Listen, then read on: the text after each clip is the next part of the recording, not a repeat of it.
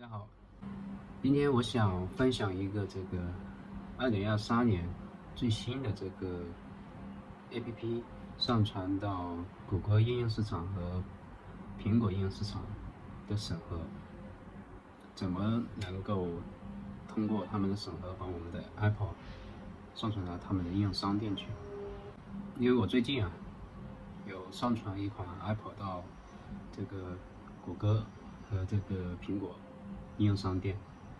然后在审核的过程中也遇到一些问题，然后我把这些问题做了一下总结。我会把这个视频分成2期，第一期是 iOS 的这个审核，它遇到的一些问题，以及我们在做这个的时候需要提前准备一些什么东西，做一些什么功能去避免审核被拒，做一些功能。因为这个审核规则每年都会在变，所以我这个只适合于目前这个2023年现在的审核规则。如果大家有什么好的建议，可以留言或者是评论。如果有需要做 APP 这一块的，也可以联系我。联系方式可以查看我的这个频道的链接地址，或者是给我发 Gmail 邮箱联系。好的，接下来我就把这个视频开始分享这个 iOS 相关的审核，然后下一个视频就是分享安卓上传到谷歌 Play 以及上传到中国大陆这个应用商店，比如说华为小米vivo、OPPO 这些手机厂商他们自身的这个应用商店上。好了，接下来我开始说这个发布 iOS APP 到 Apple Store 的注意事项吧。首先是这个 App Store 开发者账号的申请，这个可以是一个个人的账号或者是公司账号，他们都是可以发布的。然后申请个人账号，它是不需要填写这个公司的法人这些资料信息，也不需要登白式的，所以个人账号的话申请就简单一些。公司账号的话，它除了需要这个公司营业执照，还需要登白式，以及需要一个公司的官网。如果你是做成这个公司账号的话，第二点就是对于你的应用是否需要发布到这个中国区，也就是说中国大陆的这个 App ID 能够直接到应用商店下载，或者是你不需要，除了中国之外，可以全球其他的地方都能够通过 App Store 去下载，这个是有区别的。因为如果你要在中国区 App Store 上面能够被下载的话，你需要提供一个域名。这个域名的话，在中国这边是需要在官网，就是在政府这边做那个域名备案的，否则你的域名是不能直接被访问的。这个是需要做备案，所以这一点也需要注意。第一个是要准备一个官网，如果你是在中国大陆这边的话，你要准备一个官网。第二个是你需要一个隐私政策的声明网址，这个也可以是个网页或者是一个别的什么东西，就是能够把你的这个隐私政策相关的内容在那个页面里面展现出来。这个地址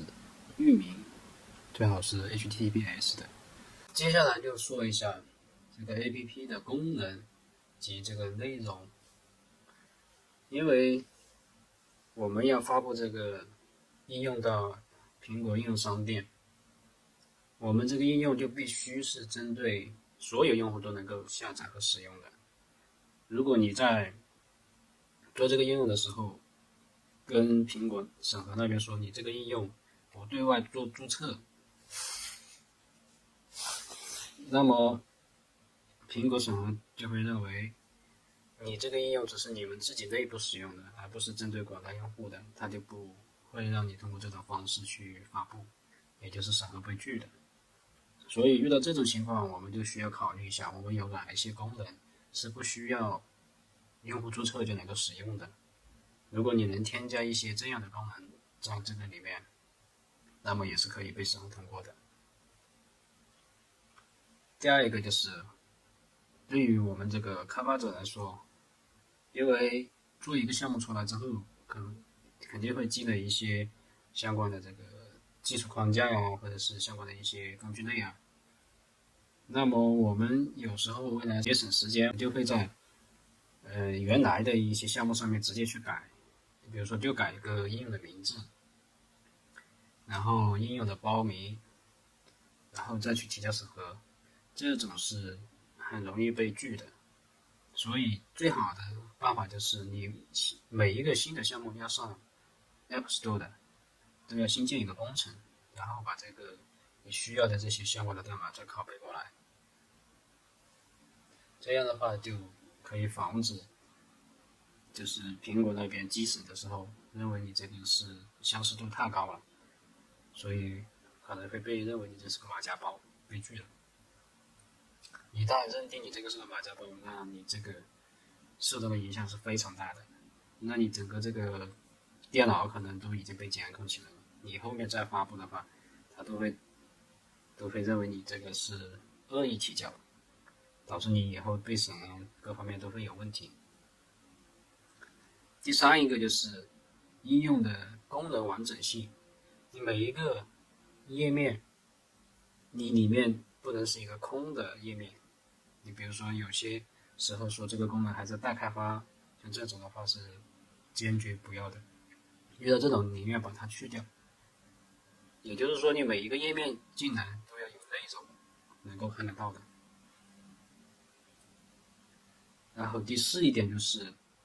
我们这个应用啊，在使用过程中，基本上都会有什么上传图片之类的，或者是有些应用需要定位的，这些我们都需要在那个 info 点 plist 文件中写上相应的这个权限的这个使用说明。如果你这些没有，或者是忘记填写了，在你提交这个包至这个 App Store 的时候就会被拒。第五一点就是这个权限的声明，后台权限应用的声明。后台权限应用的声明的话，这一点也需要注意一些。除非你真的是必须使用的话，否则尽量不要去开启这个权限。你比如说像我这个应用的话，我当时它默认开启了这个 location updates， 结果导致我上传的时候就会被拒了，说你这个权限没有做声明什么的。其实这个是不需要的。其他的一些，我一般会加一个就是 background fetch， 就是后台获取，在后台的时候能够调用结果啥的，这个是可以加上的。其他的我默认都是没有把它打开的，除非有特殊需要。然后就是这个 info place 的这个里面的这个声明，这些东西都是很重要的。如果你一旦用到，比如说像定位的、相机的、相册的、麦克风的，你必须得加这些声明。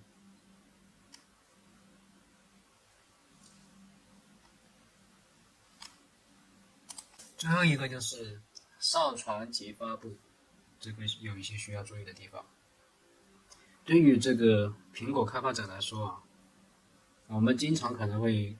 做不同的应用，也有可能就是说做不同公司的应用。不同的公司也就代表了他们的这个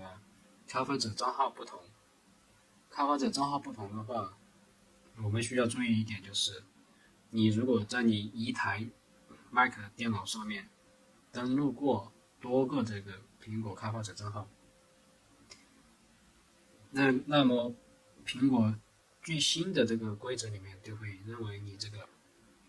你这个电脑它有这种就是做马甲的嫌疑嘛，所以它就会禁止你在一台电脑上面同时登录多个这个不同的苹果开发者账号。这种情况的话，我们需要做的就是把你之前最后用的那个苹果开发者账号你先登录到那个 Apple ID 的管理界面，那个里面有一个关联设备的，也就是说，这个 Apple ID 里面登录过的这个 Apple ID 的那个设备都会在里面。然后你到那个里面去，需要把它删掉，就是你正要发布的这个设备，要先把它从那里面删除掉，然后你再登录一个新的你需要的这个 Apple ID 开发者账号，这样你才能够提交成功，才能够发布。第二一个就是上传这个 app 的时候，这个截图，如果截的图的话，要是一些主要的功能界面图，不能是一些比如说启动图啊，然后一个登录一个注册这种你直接传上去的话，它会审核也会被拒的，他就认为你这个不是一些主要的功能，你要把一些主要的功能图给它上传上来。然后这个截图的话，有2个尺寸是必填的，一个是6.7英寸，一个是5.5的，只要上传这2种就可以了。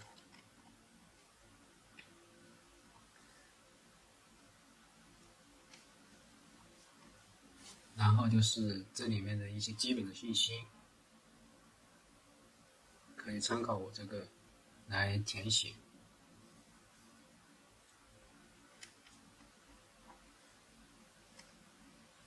包括一些审核的信息，在审核的时候可以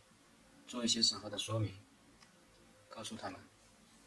这样可以加快我们这个时间和速度。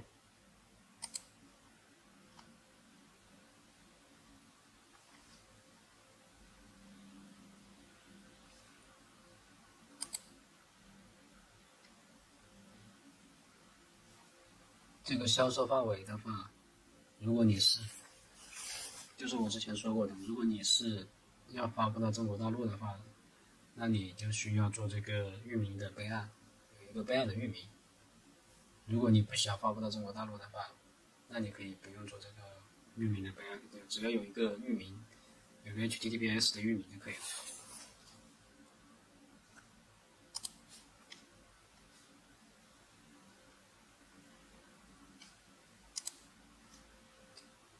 然后就是 APP 的隐私，隐私的话，这里都必须有一个隐私政策的这个网页，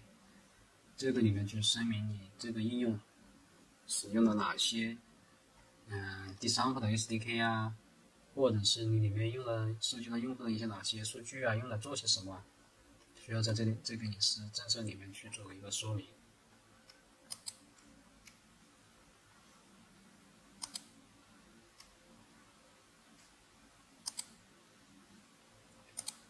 其他的就是你要及时回复这个审核员的这个提出的一些疑问。最主要的就是你在这个提交的时候，比如说你有注册啊，有登录啊，他会问你是不是有一些特殊的这个会员呢？你这个会员有没有什么一些类似传销性质的吧？所以这个应用里面最好就不要有那种什么团队啊，什么这种在里面，这种也可能会被问到。如果你的应用确实需要用到这些，你可以在你审核之前把这些功能先屏蔽掉，在你上线之后，你再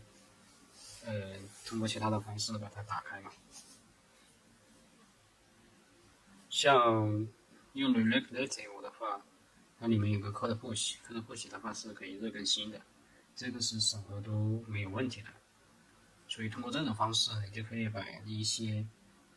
这种可以规避一些审核嘛，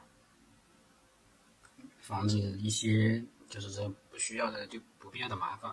不然的话你的审核总是会因为这样那样的问题。所以说，你应用越简单，功能越简单，你审核就是越快，你能够更快的这个通过审核。只有审核通过之后，你通过这种热更新的方式，就可以把你需要的东西再给呈现出来。关于这个 iOS 的这个审核，其实是比那个安卓的审核还要简单一些。你只要注意到这些问题，基本上审核还是没有问题的，还是可以通过的。好了，今天这个关于这个 iOS 发布 App Store 的这个说明，我就介绍到这里了。大家有什么疑问，可以到评论区一起讨论，也欢迎有这方面需要的可以联系我，包括这个App 的开发，这个上架审核这一块的。